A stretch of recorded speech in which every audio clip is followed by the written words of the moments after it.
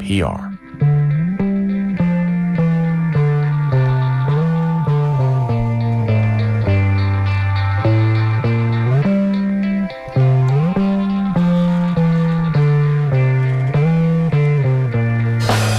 And good morning and welcome to The Skinny for Friday, April 10th.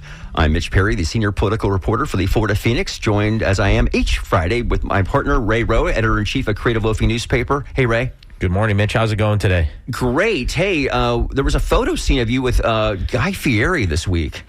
I'm a no comment on that. I had a reporter reach out to me. I'm our own correspondent, and I had to no comment her.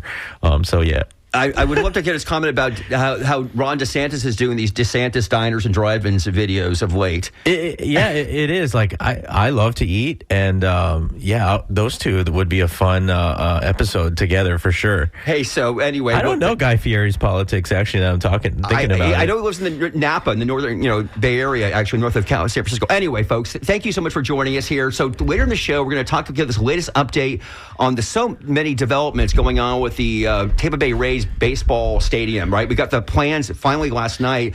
The Rays are asking for $1 billion, flat out $1 billion of the public portion for the proposed new ballpark for in Hillsborough State College in Tampa. Tampa Bay Times reporter Coley Wright will be here in studio. We're also going to talk to her about the elections for mayor and city council taking place this summer, actually. August primary, of course, is going on. Charlie Crist, of course, involved running against Mayor Ken Welch, Brady Gabbert in there as well. But first, joining us right now in studio is Paul Renner. He is one of the major candidates for the Republican nomination for governor. Paul Renner served in the Florida House of Representatives, representing an area in Northeast Florida from 2016 to 2024. The last 2 years, he was the Florida Speaker of the House, 22 to 24, where he was very instrumental in passing some major parts of Governor Ron DeSantis' proposals. I'm specifically thinking about the 2023 session that was seen at the time as really helping set up Ron DeSantis for his presidential run later that year. Paul Renner, thank you so much for joining us here in the studio for The Skinny. Mitch, it's great to be with you. Thank you so much, Paul. So, okay, lots to talk about here. We got you here until the end of the half hour or so.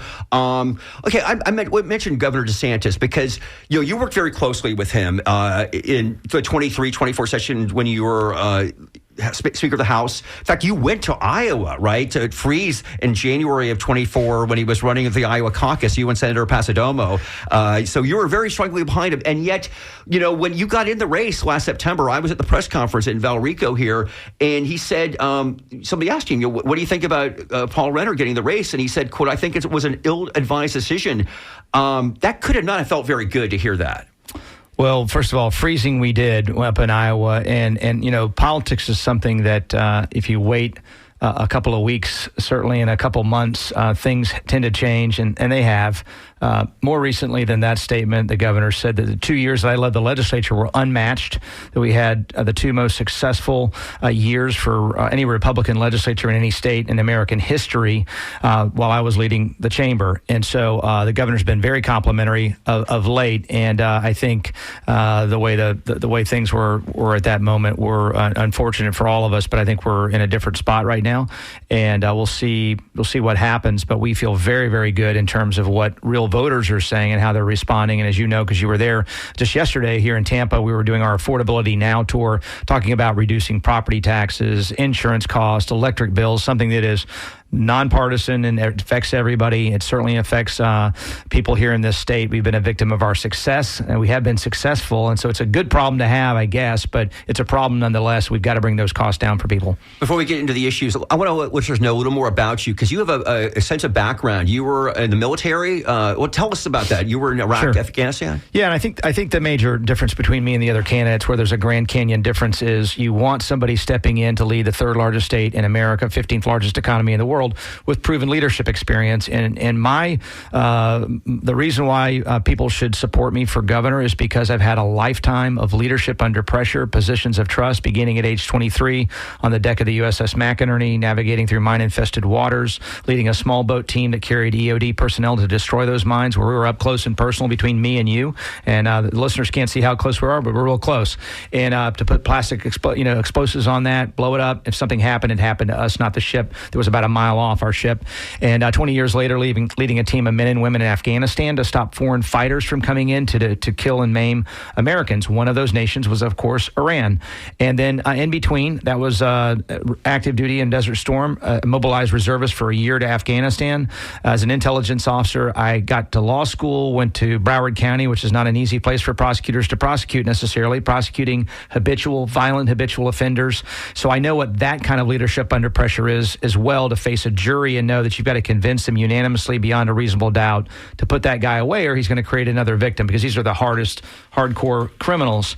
And then, of course, the Speaker of the House, succeeding. And I think the reason we succeeded was focusing on the mission. That's what we learn as veterans is put the ego and the politics away, focus on getting the job done. That's what everybody, no matter where your politics lie, we expect people to go in and solve problems. And that's exactly what we did and what I'll do as governor. So let's talk about that. Let's talk about, you're right. I saw you yesterday in Oldsmar. You were at a plumbing small business company. And I think that is we've seen with polls, Floridians, affordability, it's the buzzword. It is the most important issue going on. I was at a town hall last night with Kathy Castor, Democrat here in Tampa. She was basically doing the same thing. She had, in terms of talking about that issue, she had a lot of folks who are struggling right now, and she was there saying she wanted to hear about it. That seems to be something that's really on the minds of people. I don't know if so much.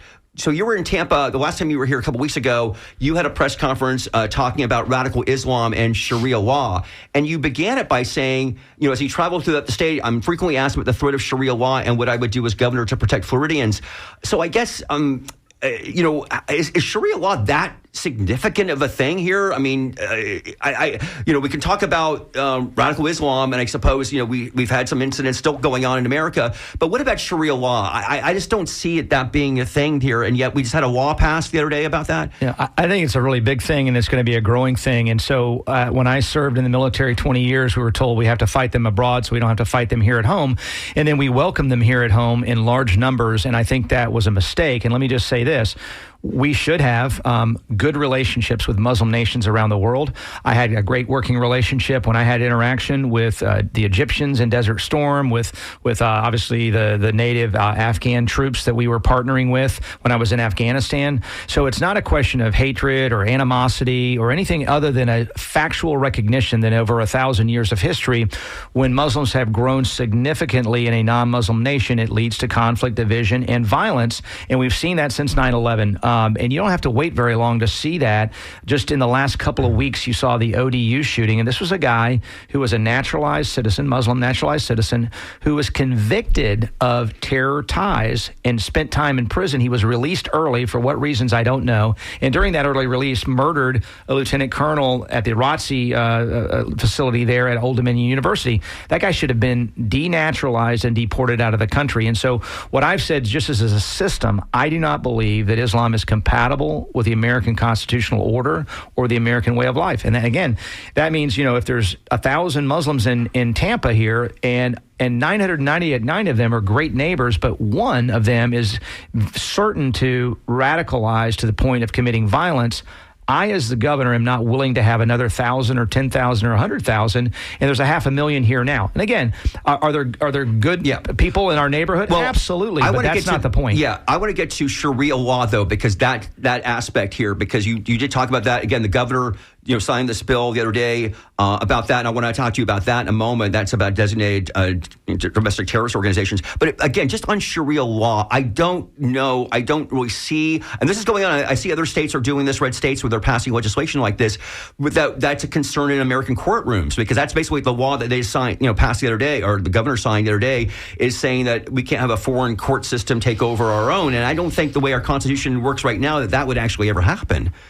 Well, I think that focus in some respects is too narrow. I think, what I've said just a moment ago is a bold statement. But again, it's not a statement built in any way, shape, or form. I respect everybody's faith. And whether you're Hindu or Christian or Jewish, I'm Christian. But it doesn't matter. And certainly I respect everyone's faith. However, I believe, unlike Christianity, Judaism, Hinduism, Buddhism, atheism, is that there is not the same level of commitment to non-assimilation that you see in Islam, and that's just a factor of the system, and I think it's endemic to it. And I don't take it from me. I saw online Muslim students who were just simply saying that Islam has no intention of coexisting with the American system. This is someone here legally in the United States, a student who is saying the truthful part out loud. And so I'm just saying we should be honest as well and be limiting ourselves by stopping immigration from those countries, taking people that are committing fraud, like in Minnesota, they're committing crimes, and denaturalizing and deporting them. And those that are not, obviously can live here. And as governor, I'm going to protect them with the same force that I would protect any other citizen in Florida. That's not the point. The point is we don't want to make the problem worse, because in Europe, to your point, I think they probably thought, what is there to see? Until now, you have women who can get attacked in the neighborhood they grew up in, and the police are afraid to go in and investigate that in those no-go zones. We're not going to allow no-go zones in Florida when I'm governor. Speaker Renner, just thinking about our Muslim listeners who are listening to this and maybe feeling really deep feelings right now listening to you talk about their faith. Mitch asked you about this in the past. We were talking about U.S. Rep. Randy Fine. He tweeted, "We need more Islamophobia, not less. Fear of Islam is rational." You said, your words are your words. Fine's words are his. The point was well taken. There's immediate pushback and any criticisms. But I just would give you an easy one, then like a follow-up. Like, are you an Islamophobe? No, I mean, and I think there's a lot of things that maybe Randy says that I don't agree with in his rhetoric, but he did point out that there's no such thing as a phobia when it comes to Christians or Jews, for example. And then, so no, what I would say, again, is that as a system, it has not worked. And don't take it from me, just take it over 1,000 years of history. It's never, ever mixed well. And so we can have great relationships, and we should have great relationships with Muslims across the world. But it's better for them to live in countries where they can be happy and they can be prosperous and they can practice their faith in an open way. Fundamentally, it is a system and a faith that does have more of a secular focus, which is to say that it will trump all of the U.S. Constitution. It cannot coexist.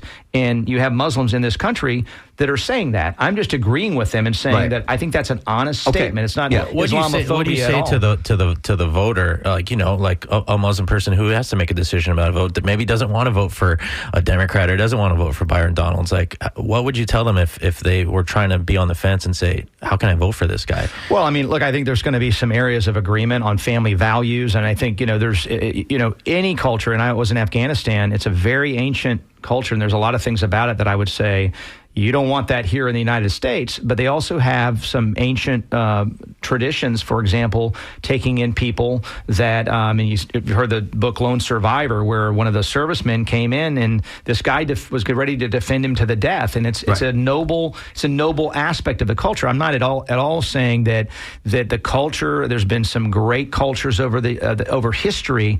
My point is simply that as that faith is different than Christianity and Judaism, it cannot coexist long term with our system. We will have the one or we will have the other. Okay, if you're just tuning in right now, it's 11:18. Oh, it's 11:19. You're listening to Skinny here on WMNF. Mitch Perry, Ray Rowe. We're speaking to Paul Renner. He's Republican candidate for governor right now. He's running against, of course, Byron Donalds. And let's talk about Byron Donalds. He is, of course, by most, every poll that we look at, the front runner here. But a lot of people don't know about Byron Donalds. I know you came in the legislature at the same time with him in the House in 2016.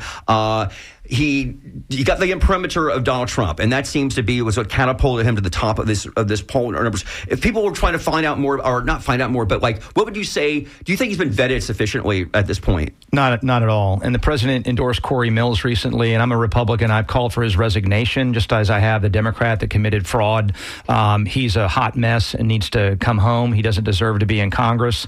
One of his best friends is Byron Donalds, for what it's worth. And so Byron has not had any kind of leadership experience that I'm aware of. I don't know that he's led a lemonade stand. He's not delivered results for conservatives or anybody in terms of actually personally being a champion of those issues. He's voted right for political purposes, but he doesn't have the leadership background. He hasn't delivered the results. I have. And when you look at his time in office, it's a pattern of, instead of service to others, it's service to self. It's opportunism. He is self-promoted. He's been on TV every chance he gets to elevate his name identification, which is why he's higher in the polls, because he's the name you know right now before people start paying attention. But he's also, in doing that, missed a lot of votes. His voting record is worse than the average member of Congress. Sure, you get sick or whatever, people miss votes, but he's missed a lot of votes. I think well over 100, 150 votes in his short 5 years in Congress. He's gotten very wealthy in office. When he had $200,000 or $300,000 leading the state house, now he's got $3 or $4 million of net worth. How do you do that in Washington, D.C. on the salary that he's making? It's a great question. And he's on the Financial Services Committee. And so he's self-promoted. He's gotten rich. He's been out having fun with Corey Mills, and he's forgotten about we the people. He's full of his own celebrity, and he would be a train wreck for the Florida citizens as governor of our state. He is not suited and not qualified to be governor. Speaker, and you're talking about, Byron Donalds' record showing up. You're talking about work right now. Another guy that's in this race is James Fishback. And, you've commented on the viral nature of campaign, how he seems to show up on the internet all the time. But oftentimes he's showing up because he's making comments about lynching and some pretty incendiary, trollish things. I mean, when we talk about issues, the Islam thing is one thing, but we want to talk about real, what do they call them, kitchen table issues here. Yep. What do you say about a guy like Fishback? Like, why is the Republican Party still have a guy like him around? Is there a place for that kind of behavior and rhetoric at all in this party, or does he need to go somewhere else? Oh, well, I think he's going to go somewhere else eventually. I wouldn't be surprised if he runs it as an independent. I don't know what he's going to do, but the bottom line is it's sad because he's speaking and is spot on some of the issues that people care about at young people, which is, I can't buy a house. My job's being replaced by foreign workers. He was right in some, and that's what got him a lot of that support, but he's also stoking anger, resentment, scapegoating, things of that nature. And so at the end, all that you get from that is you're angrier and more despondent. He hasn't solved your problems. And then when you look more deeply, and I have, since he's gotten in, and I haven't paid a whole lot of attention, but as I have started paying attention, there is a very troubling pattern of, as you said, of comments that I think are totally inappropriate. The statement the other day about lynching somebody is clearly, a racist comment. This doesn't belong in our discourse. And some of the comments, frankly, and I'll defend that he's made about Byron, is just, there's so much on the merits about Congressman Donalds to disqualify him. Don't make it about his race. On the merits, he shouldn't be our governor. That's it. And that's how I'm going to run this campaign. And so I'm very disappointed. And then you look a little bit deeper, and there's a con man quality to his candidacy when you start looking at things that he is, very anti-Israel, but he was on an interview with a American flag Israel pin, just 18 months ago. So he certainly looks like somebody that's not real, that's going for that Groyper, Nick Fuentes vote. And no, I don't want that in our party. I do want to solve these kids' problems because they're coming out of school and they don't believe they can ever buy a house. That's why you have Zohran Mamdani. This meets in the middle from left and right, and he's really kind of, in my mind, center-left nationalist is what I would characterize him as in some of his proposals. But he's not solving the problem. He's just stoking and looking for scapegoats, and that's not appropriate. Again, that's the voice of the former House Speaker, Paul Renner, Florida House Speaker, Paul Renner, 23-24. He's a candidate for the Republican nomination for governor this August. You made some comments about your own party. We have these big upset elections a couple of weeks ago, right? Here in Hillsborough County, a state Senate race, Jay Collins' former seat, +9 Republican, won by a Democrat. Same thing we saw down in Palm Beach County. In fact, I said this to Speaker Perez because you had put a statement out, I think the last week of the session, saying that the legislature had dropped the ball on affordability. You wrote, the gridlock, the excuses, and the failure to act on the biggest issues facing our constituents is unacceptable. When half of Floridians say affordability is their number one concern, doing nothing is not just disappointing, it's an abdication of responsibility and a failure of leadership. Based on, by the way, I brought those comments to Speaker Perez. I was actually, in Tallahassee at the moment, and I did notice when he gave his big going away speech a couple days later, he mentioned all these former speakers. He didn't mention you. I don't know if he was still smarting from that. But what about bigger issue about Republican leadership, which has been in control, as we know, for decades? Do you think that the Republicans are maybe vulnerable in some of these elections where they've been so invincible in recent decades, actually, because maybe they're not addressing some of these basic issues. Well, any majority gets in trouble when they stop listening to the voters, when they stop addressing people's needs and solving those problems. And the only statement, or the only change I would make in the statement you just read that I made now, however many weeks ago that was, is putting several exclamation points behind it, because they debated the state bird, whether we should have the pink flamingo as our state bird. They have failed in their one constitutional duty, which is to get a budget done on time, 2 years in a row. And so, and failed to address affordability that they're clearly not paying attention, because I'm listening and I'm in rural communities, urban communities. These are hardcore conservative voters, and they are not happy.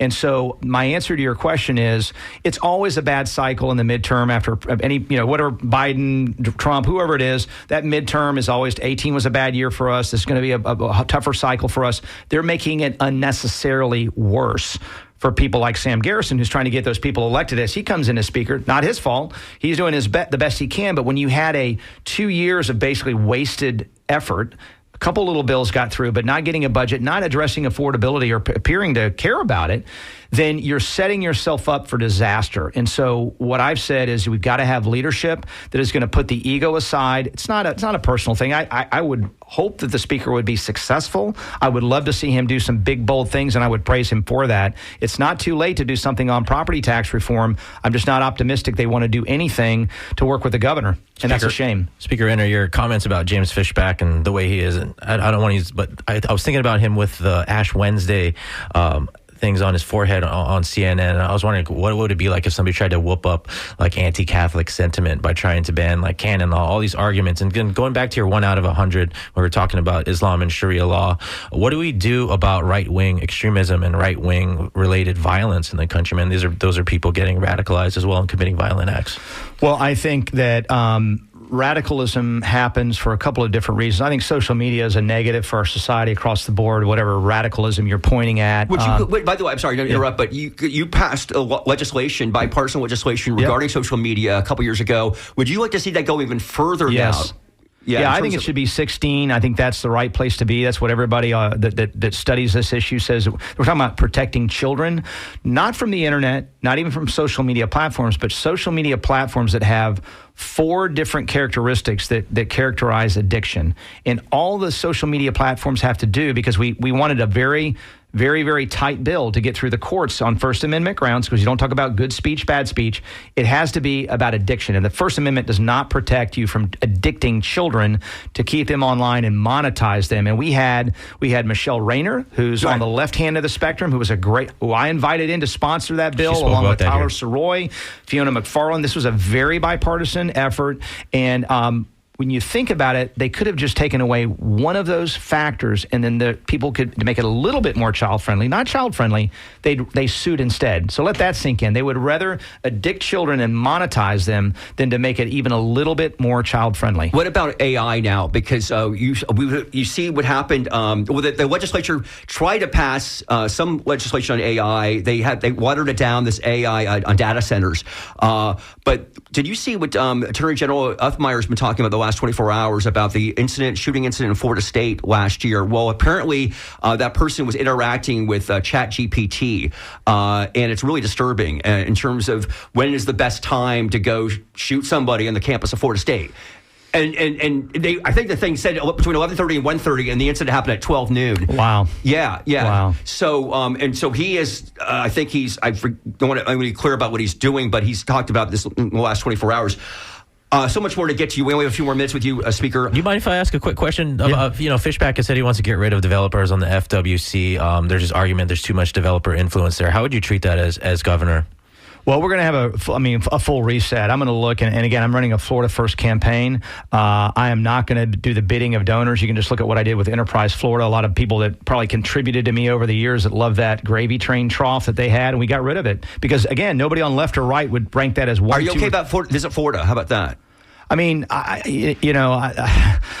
think you have to prioritize where government money goes. We all agree on the things we agree on: public safety, infrastructure, education. That's where those dollars, and everybody, left or right, would say, okay, you got $1 million, where are you going to spend it? Nobody would say, give it to Amazon to bring another warehouse into Florida. They're coming anyway.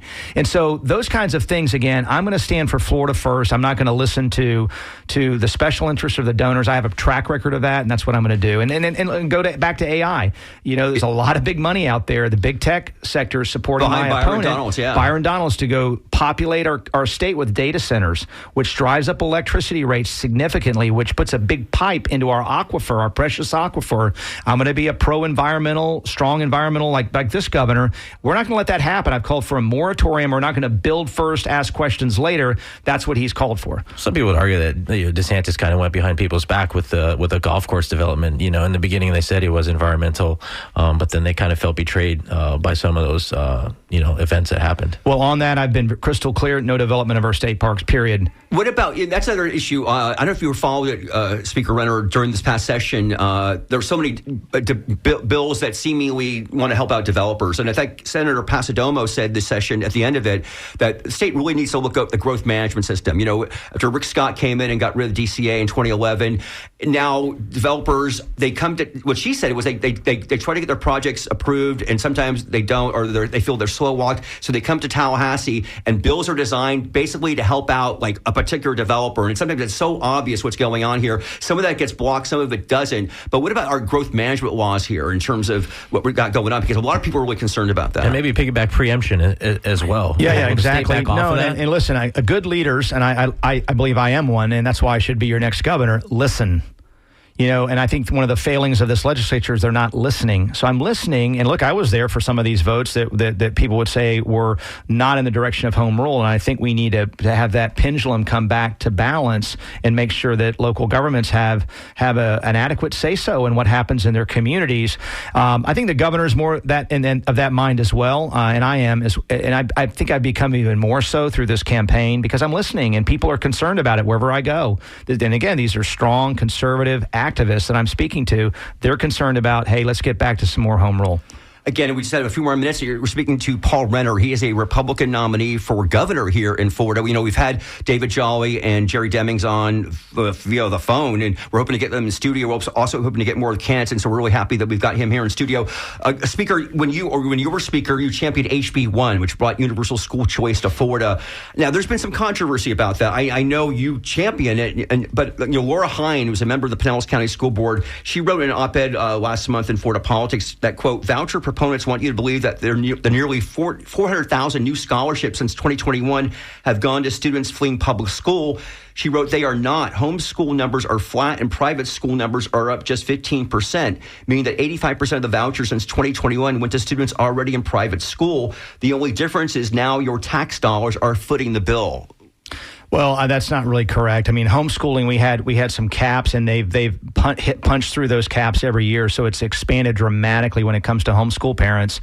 And look, everybody's paying taxes. The scholarship is about $8,000. The average student, the taxpayer, pens about $15,000 in a traditional public school setting, and so it's actually a cheaper proposition. And I hear what she's saying, but and she's right that the majority are not fleeing public schools. We're going to have public schools. I was a public school kid. My mom was a public school teacher. We're going to have world-class public schools. We're going to try to raise teacher salaries as money permits. These are important things to me. I want any kid, no matter homeschool, charter school, private school, traditional school, we're going to make sure that every kid has a customized world-class education. We'll move in that direction. The sad thing is that there's a lot of people that want to force people back into the Hotel California, into a monopoly, whether if your child gets failed at your zip-coded school, too bad, you can't leave. And that's not the way we're going to do business. We're going to make sure that there's innovation, customization, and if that's a public school and you're doing a great job, more people will hit the entrance than the exit, and I'm all for that too. Yeah, I hear you saying you want to listen to people on issues like preemption and stuff like that. Thinking about something that happened, I think a month now ago here in Tampa,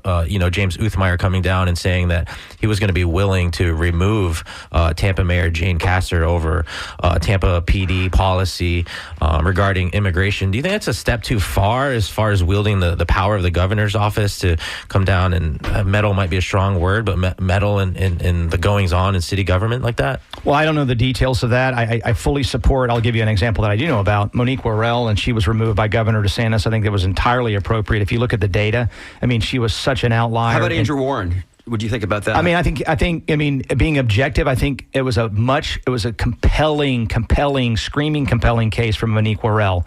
Less so, but I understand why he removed Warren, because he was making comments about, I'm going to pick and choose what I prosecute. But Meyer has made similar comments. Yeah, no, okay, so if you want to go that line. Well, the good news is you got Susie Lopez, and she's a rock star, so. But James Uthmeier has recently said he's not going to abide by any of the civil rights laws that we have in the state. I don't know if you saw that back in January. He said that, actually on MLK Day, he said that he didn't believe in them, basically, and the Black Caucus said, Governor DeSantis, you did this to Warren when he didn't actually change the law. He said he was going to, but A.G. Uthmeier has actually said that. He's also said recently about guns. I don't mean to throw you all this different information here, but I'm just thinking it out loud. We're cramming it in here. Yeah. So right now, a felon, and basically in America, you can't possess a gun. And there's some questions about whether that's fair or not. He has basically argued that if it's a nonviolent felon, that should not be the case. And he's intervened in this one particular case right now. Some of the state attorneys are contesting him on that. I guess the point is he's a very activist attorney general on some things, and yet Andrew Warren was considered maybe activist, and that was removal. Was it good for one and not good for the other here? Well, you've thrown a lot in there, and so we all as leaders have to follow the law wherever we're situated, and everybody.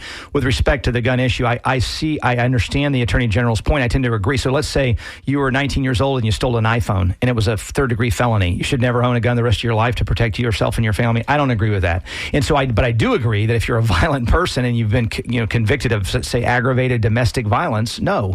I mean, that's something that, you better have a pretty strong argument as to why you should ever, possess one. But fundamentally, you have the right to carry and protect yourself and your family and others unless you do something affirmatively to lose that right. And so I think, his point is simply the point that I made. There's some felonies out there that, that were committed a long time ago. The guy's got no prior record. I think you have to look at that and maybe hit a different point than where we are today.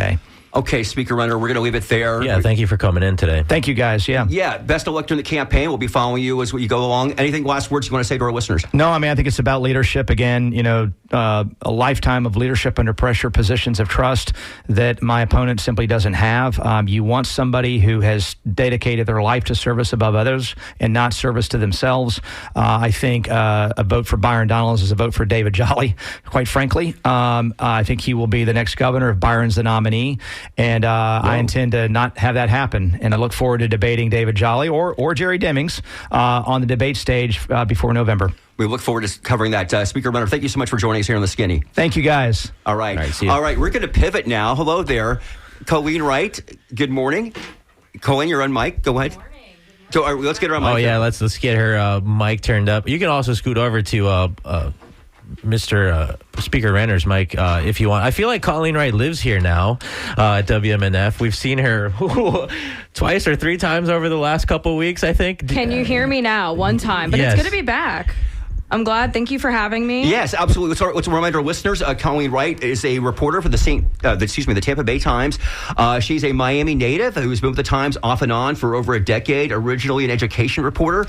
She then went to the Miami Herald in 2018 and covered education there, the nation's fourth largest school district, including covering Alberto Carvalho, who is, as we've learned lately, has been a little bit of trouble there with the FBI in Los Angeles. Of course, she's been following the situation of the Rays Stadium issue very closely, and there's so much news there. But, I'm going to start, if we could, Colleen, for a few minutes, and then we'll definitely get into the latest of the Rays. There's new information with the Rays.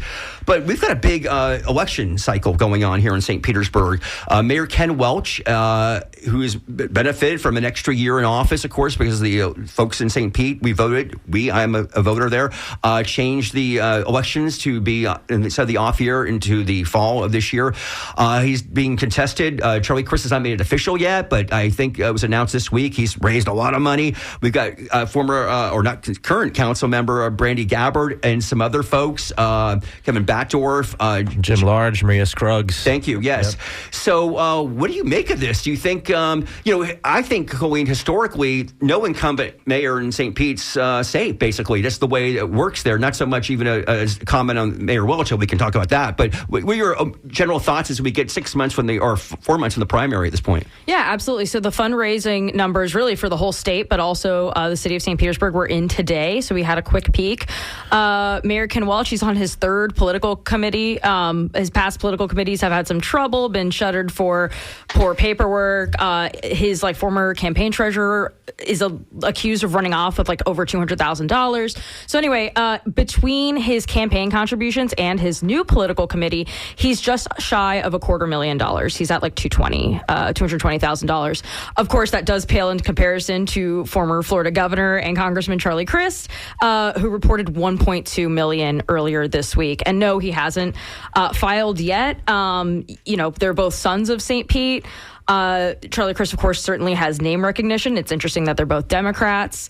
So we'll see how that plays out. You've also got Brandy Gabbard, two-time city council member. Her numbers were pretty low when I peeked at them this morning. Jim Large actually took in about $53,000, which was, pretty good. People love a fire chief. Yeah. So a controversial fire chief. Controversial. Who had certainly bumped up against Welch for sure. Yeah, and but it's interesting. It's certainly a lot of heat for an incumbent. Not that there hasn't been heat before for incumbents, but I don't think Ken Welch has a smooth. Well, I always go back to 2013. So that's when you had Bill Foster, who, he wasn't an incredibly popular. Well, he was. I guess my point is he was a decent mayor. Maybe some folks, I know that the race situation was an issue then. The lens, the whole thing with the pier was an issue then. But when Rick Kreisman beat him by 12 points, that was so shocking, and that was his first term. Then we had Rick Kreisman running for re-election in 2017. 2017, and it was former Mayor Rick Baker who almost was a 2-point deficit there, and a lot of people predicting that Baker was going to win that race the way it looked in the summer of 17. So I find St. Pete politics fascinating actually, because I think it's much different than Tampa and much more dynamic. But anyway, I guess I would say certainly this. I'm more engaged. I feel like from a number standpoint, voter turnout, and I think the black community is much more influential, frankly, in St. Petersburg than Tampa. I've always said that. But we've got 4 city council seats also up, 2 incumbents, Lisette Hanowitz and Richie Floyd. I don't think they've even got any challengers at this point. No. And just kind of my pulse check is that they're both pretty favorable, likable candidates. I think they'll be strong, but we'll see if anyone jumps in those races. But 2 open seats, one for downtown and then one in the northernmost district, which is Brandy Gabbard's old seat. So that's Gateway, Gandy, kind of the northern tip of St. Pete. It's weird because I don't know if I live in that area because Montanari was my council member, and I thought, Brandy Gabbard, she told me that they moved the lines from years ago. Anyway, okay. I guess we'll just leave it at that. What do you think? I want to ask you a question about the voters. There's always this criticism. We don't recognize St. Pete anymore. I know you spent some time there. The Times was kind of your first paper, and it has changed a lot. When you're talking to voters, and we talk about this in Tampa, are they going to vote? Are they even familiar with people like Charlie Crist and things like that? All these new people who come around from all these other places? There's a certain familiarity that they don't have.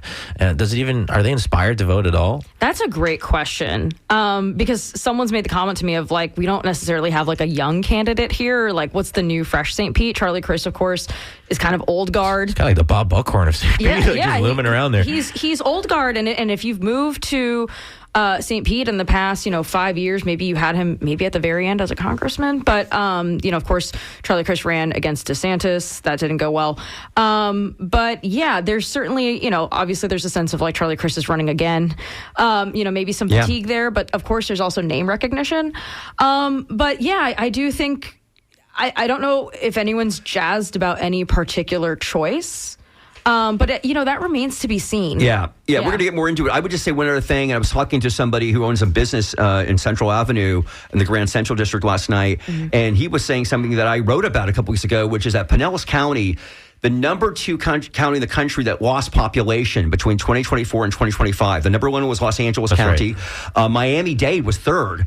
But through hurricanes and through the price of living, I think that is something that I hope these candidates talk about as we go along, both the primary and the fall. Okay, Colleen, let's talk about the stadium issue. Here we go. Yeah, we have to. Okay, so there was a big, the Rays dropped a bomb last night, okay, where they finally came up. They've just been going, where are your details here? Where are your details? They came up with the details. They're asking for roughly $1 billion here in taxpayer funds for their new ballpark here. I guess the big thing that was even reported, that's huge, obviously, as the biggest thing here. But earlier in the week, we thought the Hillsborough County Commission was going to vote next week, and that's been delayed now. Yes. So my colleagues, Nicholas Philomil and Nina Mosk, they're all over this, and they went over the term, kind of the terms. But I believe it was Bonnie Wise, the Hillsborough County Administrator, who's like, this hasn't been vetted. There's still work to be done here. There's not a ton of specifics. Like, they're looking at a portion from the city and a portion, with a bigger portion coming from the county. But I think it's also not clear how much of, like, for example, a community investment tax, like who that would come from or how it would come. I think there's still a lot of details that haven't really been hashed out yet. Well, and it also doesn't, I think, stop the Rays from pursuing any other like tax subsidies or grants or other, funding sources also after these contributions as well. And you're in St. Pete, covering this. And when you hear Ken Babby talk about St. Pete and he basically says the team does not have a future in St. Pete. And I was in St. Pete on Tuesday night after the Cubs game, and it was great to see Fergs, doing its thing and to see that the stadium was there and people were leaving the game. What is it like in St. Pete? Is it like kind of like a funeral over there? Like how are people feeling about this when they hear Ken Babby say these things? He has a lot of compliments about the Trop in St. Pete, but he is saying there is no future there. Yeah. I covered opening day, and I talked to a few people who I call St. Pete truthers. Like, they believe that, why hasn't it worked out in Tampa before? Why is it happening now? Why is it happening now? It's not going to happen. And they just believe that, like, they're going to come back here. They're going to come back to the Trop. Of course, we have bed tax here in Pinellas County, right, that could be ready to go. Mayor Ken Welch wants to move forward with redeveloping this land anyway. It's kind of maybe the logical solution, but, other fans will tell you, the Rays will tell you. An expert I spoke with on sports economics and specifically stadium construction deals at the University of Michigan is like St. Petersburg is a failed experiment. Mm-hmm. It's been too long, right? It's been almost 28 years of, just 18 low years attendance. of trying to get a new stadium, basically. Yeah, exactly. Low attendance. This just doesn't work out. It's surrounded by water. It's not where the fan base is. And I think Tampa Bay, the Rays the new Rays under new ownership have been clear, like, we're moving on. Right. Oh yeah. That's why they're coming on with such a head of steam, right? Because you spend $1.7 billion on a team, and they've seen this, basically morass of like, decades of nothing happening. It's like, if we're coming in, we're not screwing around. Mm-hmm. And now we've learned, I think, that they put it in this MOU last night. June 1 is the deadline. So we've got a little bit, a little over a month and a half, I guess 6 weeks here for the county commission, Tampa City Council to really vet this thing out.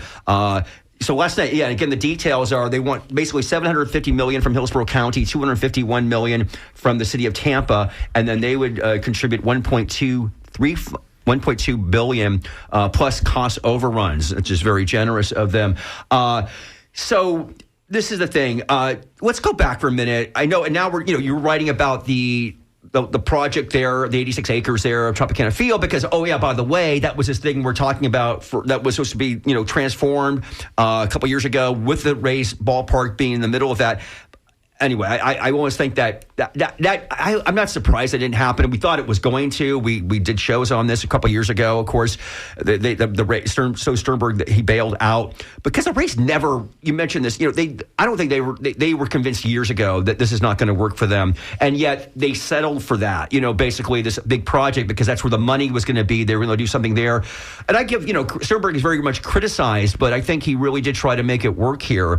And it ain't working there, So I think it was instructive, by the way, that Ron DeSantis, when he had his big press conference talking about this deal a couple months ago, he said it's this or Orlando, because I've always felt that's where potentially this is going to end up. But we'll see. Can I ask you something, Colleen? I always think back to 2014, speaking of like these long winding things, Columbia Journalism Review always used to talk about how, as local media outlets, we've always kind of struggled with kind of supporting these teams and kind of feeding into these economic impact things. And when you talk to Ken Babby, he talks about these 2 independent studies and economic impact. How much has coverage of those kind of economic impact reports changed in those kind of like 12 years between this CJR report and what we're doing now on the street?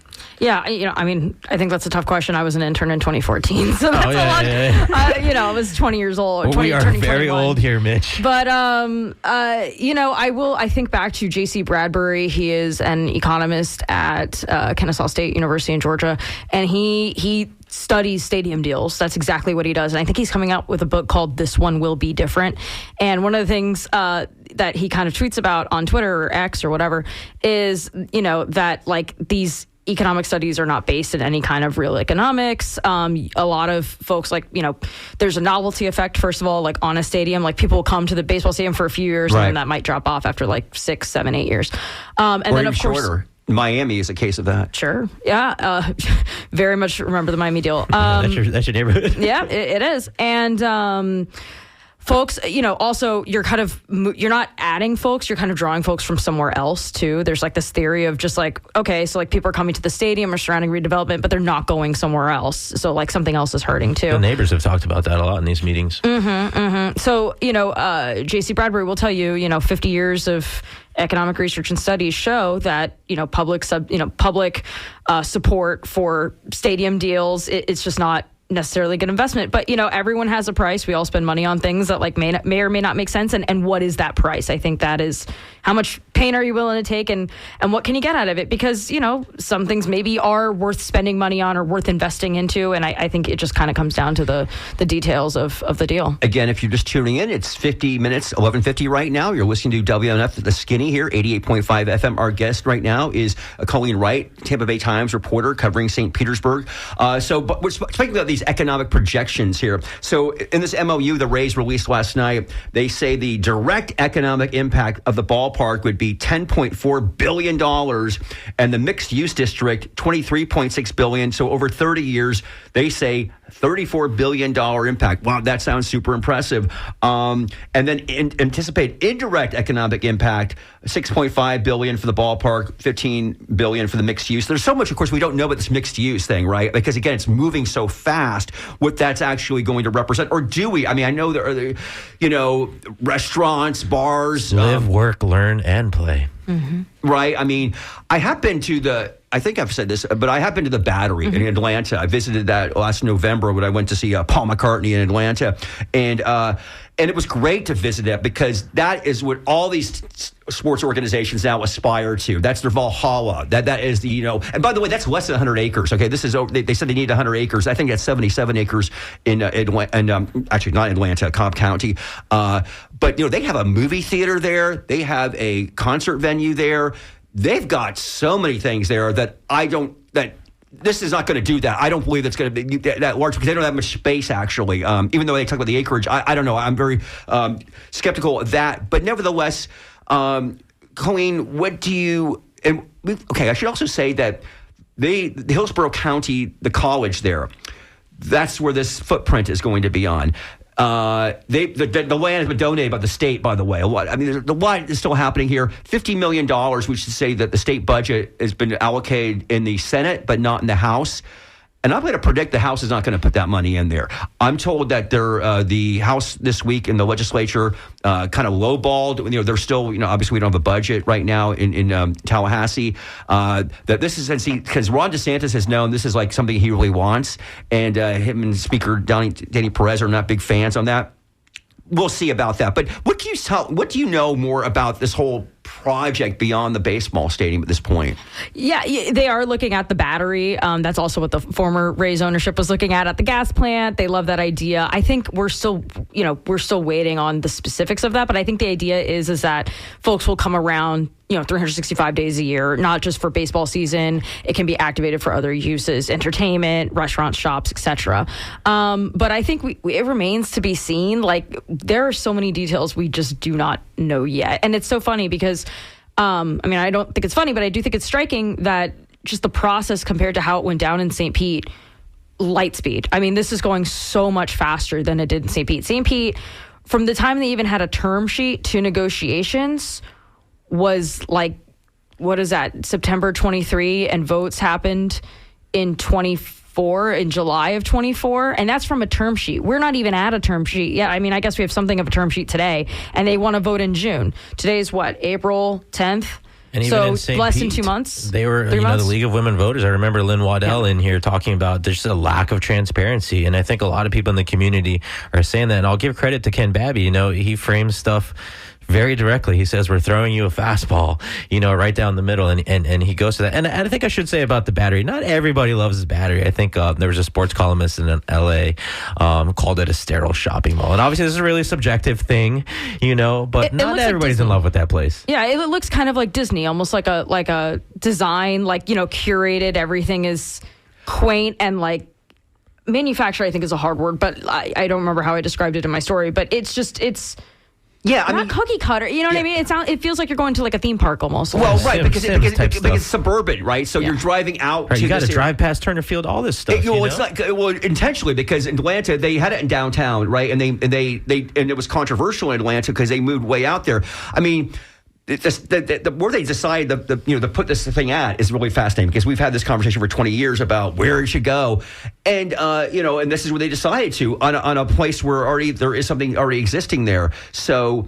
I do agree, and we've talked about this. We had Patrick on here a couple weeks ago, because you talk about lightning speed. At least we have a little breathing room, because originally they were talking about a vote on April 1st, okay, last week, and then it was going to be April 15th, and now it's later on. But again, June 1 is still the cutoff, so we'll know pretty soon if this is going to happen or not. Ken, I just want to share something really interesting. So I went up to the Battery in December of 24. Okay. To check it out. And are you a baseball fan, by the way? Not really, honestly. Yeah. I mean, I'm happy to go to games. I'm happy to be there, but not really. I can't sit here and say I'm a baseball fan. But anyway, I went to the Battery in 2024, December, to check it out.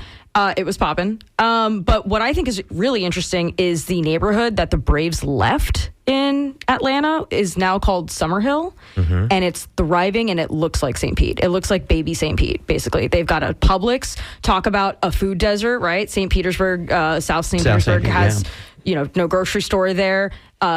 The Summerhill now has a Publix. It's very quaint, cute shops, a lot of quaint, cute bungalows around it. It looks a little bit like the beginning of Central Avenue.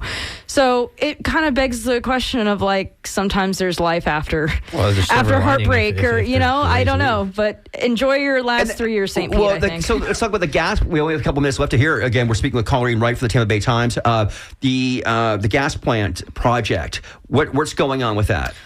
Okay, so hold on, we have to get another show. Joellen, you can't do your show. Yeah.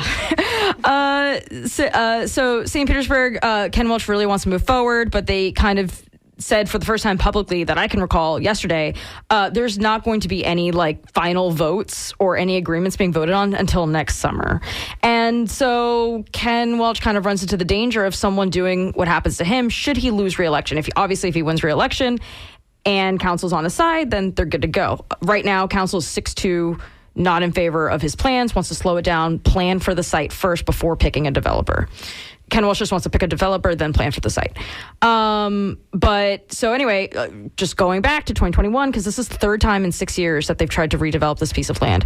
Rick Kreisman, on his way out, I think it was 34 days before. I'm having flashbacks to that day. It was Campbell Park, right? Yep. And he got out there and he picked Midtown Development. Great.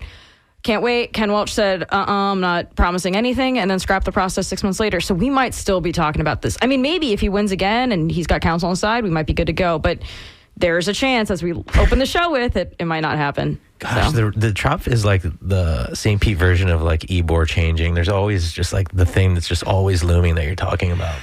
Okay, what are we going to say? We only have a couple minutes left to go. I feel like we've tried to exhaust so many things here. I want to ask you something just about your newsroom. I love getting journalists in here. Your newsroom's changed a lot lately, and you got a lot of really young, fresh faces, really people hitting it hard now. But also, you're obviously not in the place anymore. The dang crane is gone. And how is it feeling? What's it like being on that Slack channel, and how much do you guys get together? And what's the feeling with so many young, I hate to use the word young because some people think it's bad, but a lot of fresh faces and new energy in there. What's it like over there? Yeah, I mean, I used to be young and fresh faced. Now I'm a you're veteran. Still very young and fresh faced. 10, 11 years in, I'm now a veteran, which is cool. But anyway, we have a new newsroom now at the Poynter Institute. right on the water. You can hear the planes going over by to Albert Whitted. And we actually just kind of had like a little ceremony on Tuesday for our new digs in our office. They moved out a library there in Poynter and built like office space rooms, conference rooms, little desks. There were hotel desks. Nobody has an assigned desk, but it's actually a really nice space. And so it's good to come in, collaborate. We meet up a lot. So it's Paul Tash still walking around there like every day, or no? He's gone. Paul Tash is retired. We've been remiss to congratulate you for being a recipient of the Lucy Morgan Award. Thank you. Yes, along with a couple of your colleagues. But that was pretty significant for you. Yes, with Mark Topkin and John Romano for Rays Stadium coverage. So we're thrilled. Thank you so much. It's an honor to be even mentioned in the same sentence as Lucy Morgan. Any plans to kind of expand here? Maybe Ybor City, things like that? We actually do have an Ybor City office. Okay, where's that? We do. It's I could pull it up. Are you guys? Do you guys still have that other one too? That's kind of out in town and country. It with is a few desks. That might be a distribution place, but actually, I'll tell you, the office. It's on Palm and 21st, East Palm Avenue and 21st. I'm trying to place that building. But. So, so we have a Ybor office as well. So Crane hits, but we're on to greener pastures. Listen, nobody wants a crane to fall through the building, and obviously, nobody wants that. But when it fell through, I was like, I bet you they're kind of relieved to get out of that place. And you don't have to answer to that at all because Why would we're you out say of that? No. I'm saying like, you know what I mean? Like that, you guys were in there. The penny hoarder was in there, and it's like I feel like the paper's gone through like this whole cycle of new reporters, and it really feels like a new paper. Hey, we gotta get out of here. Oh yeah, we have to leave. We have 45 seconds left. You've been listening to WMNF Tampa. Thank you so much, Colleen Wright, veteran grizzled reporter now at the Tampa Bay Times. Mitch Perry's here. We'll be back next week. My name is Ray Roa. Anthony Madura's been on the phones for us today. Sorry we didn't get to many phone calls. But next week we promise we'll definitely be heavy on the phone. Skip Sassy on the boards for us today here at WMNF Tampa. I see Joellen Schilke has the light set really nice over there in Studio One for Art in Your Ear. Have a great weekend, and we'll see you at a concert or something. Yeah, Gasparilla, dude, I'm going. Yeah, it's going to be awesome.